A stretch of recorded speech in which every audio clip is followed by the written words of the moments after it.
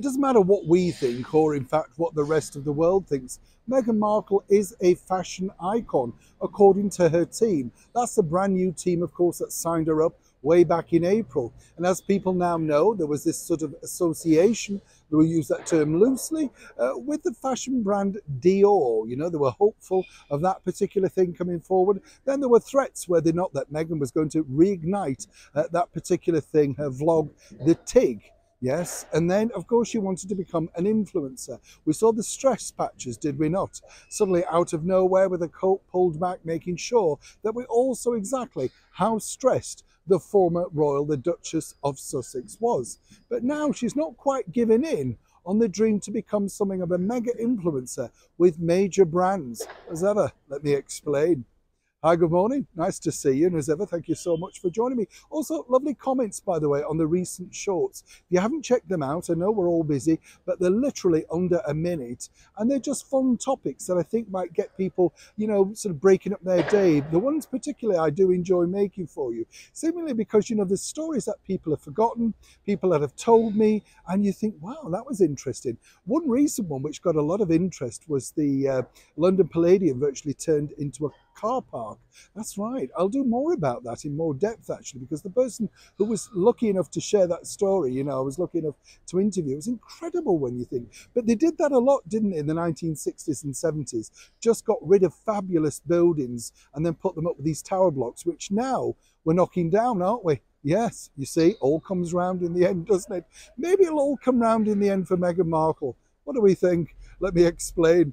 Yes, now it's interesting, as I said, Meghan earlier this year was desperately trying to get herself aligned to a mega deal, Dior, you know, Cartier, whoever. Now, when you think about it, Meghan's not been shy in wearing very expensive clothing. No two ways about that. You know, we all know that she loves a brand. So much so, in fact, that allegedly the King Charles III, basically said to Harry he couldn't afford Meghan. You know, I mean, it's a terrible thing, isn't it, when you think, I just can't afford her, all the frocks, all the outfits. And of course, Meghan herself has proclaimed to be something of a fashionista. Now, on a recent trip out to Las Vegas to see Katy Perry, the pop star that hasn't bothered gracing our charts for some time, of course, well, Meghan decided to use this as a wonderful opportunity. We noted, did we not, that she was in Valentino and Louboutin heels. Not cheap. And when you think about this is just the ridiculousness of what the ex-royals are trying to do. There they are trying to tell you, you know, to lead a better life, and it's terrible about poverty and empathy and stuff. You do not go off showing your wealth around. And what's interesting, the bigger problem now, is that this will switch brands off. You see, the idea between Meghan and a brand new team, the William Morris Endeavour agency, is to be seen in certain outfits so that people think, wow, the sales of that dress went up, those shoes, you know, whatever she could be wearing. This is tangible proof back to, of course, the brand to say what Meghan wears, people want to buy.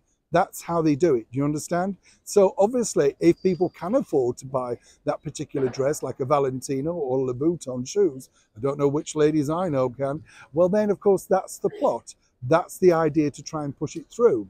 That's the reason why they're very keen to share exactly what Meghan's wearing. It's not about being superficial or indeed about empathy and kindness. No, it's all about brand influencing. Recently, allegedly, Meghan said she'd like to focus on herself. Right. Well, Harry, as you could see, thoroughly enjoyed that concert, sat next to her throughout the Katy Perry show. Meghan used this as an opportunity to make sure that a lot of people would see her, particularly on the big launch night for Prince William, the Prince of Wales, over on his Singapore trip, knowing that if people talk about fashion and her, it would sort of default away from the attention that he should rightly receive.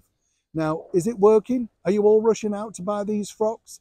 Do you think William Morris Endeavour will be inundated with people now wanting to clamour to get that Meghan look? It's going to be interesting. Neil Sean in the very heart of London.